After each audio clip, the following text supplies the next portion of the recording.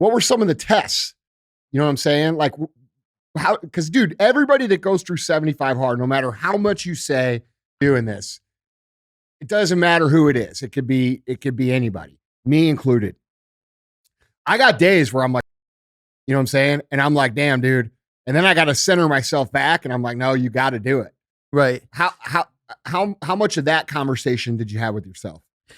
Dude, full transparency, man. And I'm not being you. Yeah. The thing that you said about if I quit, I'm a fraud. Yeah. And that just carries you through. Dude, it's stuck in my head. Yeah. And like, so for me, like, well, dude, that says a lot about who the fuck you are. But that's not, but again, you know, it's not, this isn't going on for 24 hours a day for 75 days. I had those thoughts where I'm like, dude, like this shit sucks, man. So I would say day 1 through 25, I would have probably once a day, I would have a thought in my head, like no one's going to give a shit if you quit. Like no one's going to know. Like, and then that thought that you said that you spoke about on that podcast about being a fraud, dude, just came back and it bit me. And that was the boss voice. Yeah, your boss voice came in and smashed, pulled my ass back. That's right, bro. And so basically, up until like 25, I had those, you know, questions like, man, I don't know if I'm going to do this. And then after, I think it was 24. It might have been, it was 25 because I was a third of the way through.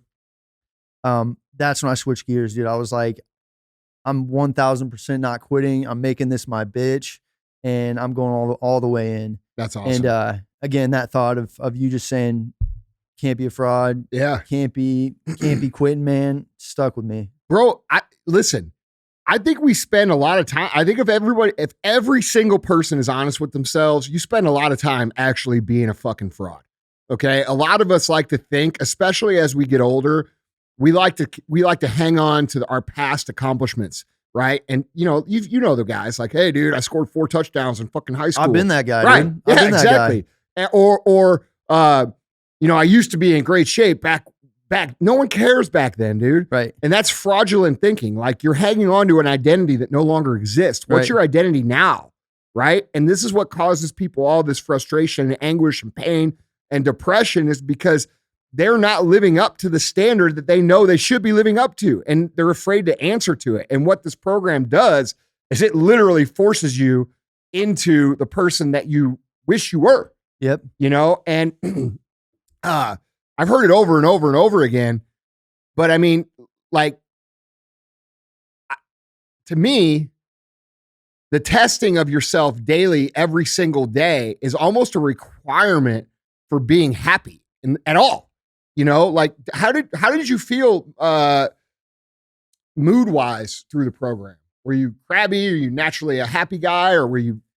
I mean, Tori could probably even talk on this. But I mean, for the most part, I can be on edge. Yeah. But I noticed before I did 75 hard, with all the negative things that have been normalized that I'd been doing, basically kind of just like implemented that negative thought process into my head, but I never realized it because I think it's so normal for people to think negative. It's a cultural norm now. Right. Yeah. It's normal, which is. Think about how we do with our friends, bro. We get around some of our friends. We all got them. And you try to have a conversation and you try to move forward in a positive way. And it ends up being a bitch fest. Right. About the job, about the relationship. It's literally hard to get. If you really pay attention, it's really hard to hear positive shit. Well, and that's the biggest thing is like, I would notice like as time went on through the 75 days, the people who were negative and weak-minded would get exposed through my eyes just because I'm doing what I know I need to do. And I'm not doing the negative bullshit that I'd been consistently buying into in the past. And not that you're a horrible person for having a beer from time to time or eating a cheeseburger. That's not what I'm saying. No, I'm saying that it's become so normal to become negative. And I'm not saying this. And mediocre too. Right. Yeah. Right. Yeah. To hold ourselves to a standard that's comfortable, not a standard that helps us and helps our family and helps our communities. I believe that we've become a nation of mediocre thinking. And when you try to do anything that's outside of that for any reason, you know, it's going to show you can see it very clearly. Well, even the people that I grew up like respecting, this isn't on anybody listening. But even the people that I grew up like respecting and loving, like some people would say things like basically trying to compromise for me throughout this program. Yeah. Like for instance, I drive for UPS. I'm outside working 10 hours a day. I could already tell you what they said, bro. Bro, you're already working so Right, hard. You're right. doing enough. Right. You already work harder than everybody I know. And that was when I immediately thought, I for 1 second, I thought about it. Yeah. 1 second. And then that thing that you said about if you have to think about it, you can't do it. Yeah. Simple as that. Yeah. And so basically, like, I had people like almost trying to like justify and like compromise my situation. Yeah. And I shut it down. Yeah. And good for you. Don't get me wrong. It's people that I love, people that are important in my life. But at the same time, it's like, Josiah, you're doing them a favor when you do right. that. Right. Like, And that's the thing. Yeah. And that's growth. And if you can see an individual like truly develop themselves from how they were from day 1 to day 75, as much as you want to judge them, whatever, if you love somebody and you see that, then you got to appreciate that. Yeah. And that's what I saw. Also, when you really love someone and you really care about people, it's our obligation to show them what it looks like to squeeze more out of our lives. Right. You know what I'm saying? Right. As respected members of our little tribes, we have to take it upon ourselves to show people like, hey, this is how you get better. This is how you win. I believe that.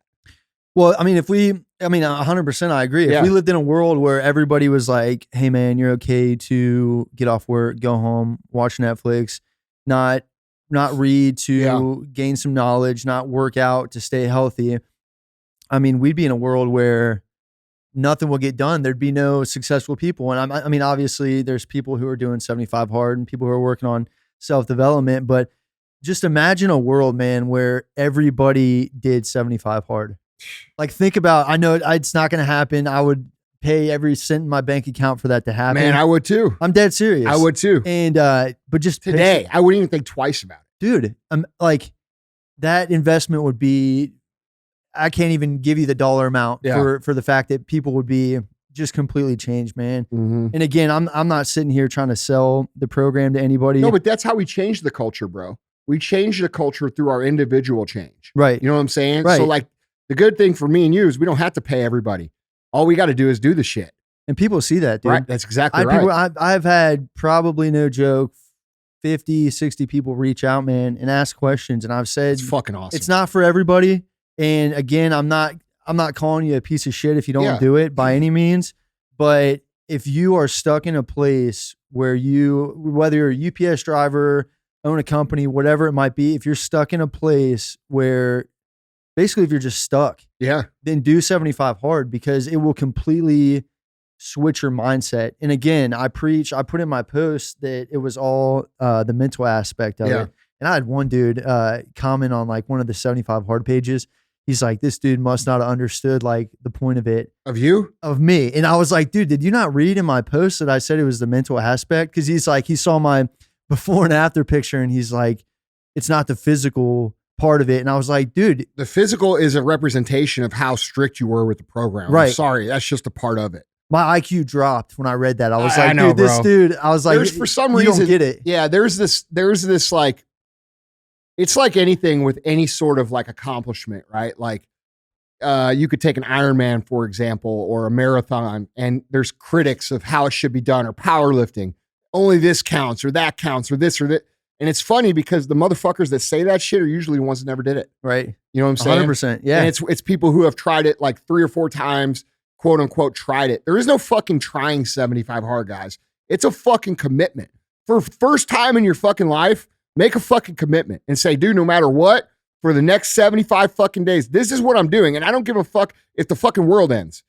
I'm doing it. And people will respect you 100% more if you say that and you do it. Yeah. Because I had people in my life, I won't mention names, but I had people that have come up to me and they're like, man, I'm about to start 75 hard. And then I'd see like people I was following on Instagram, like influencers, who would be in the middle of 75 hard, dude. And they'd post pictures of like them eating pizza.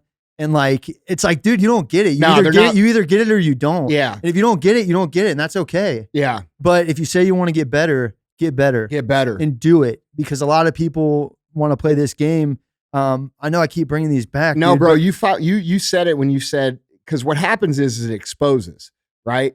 Like it changes your tolerance for excuses, right? Like all those justifications that people tell you have while you're doing the program, and you could tell me if this happened to you, but you begin to recognize that really all they're doing is verbalizing their own justification as to why they're not doing it.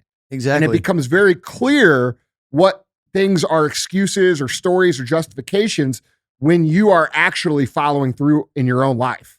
And it makes it really fucking crystal clear.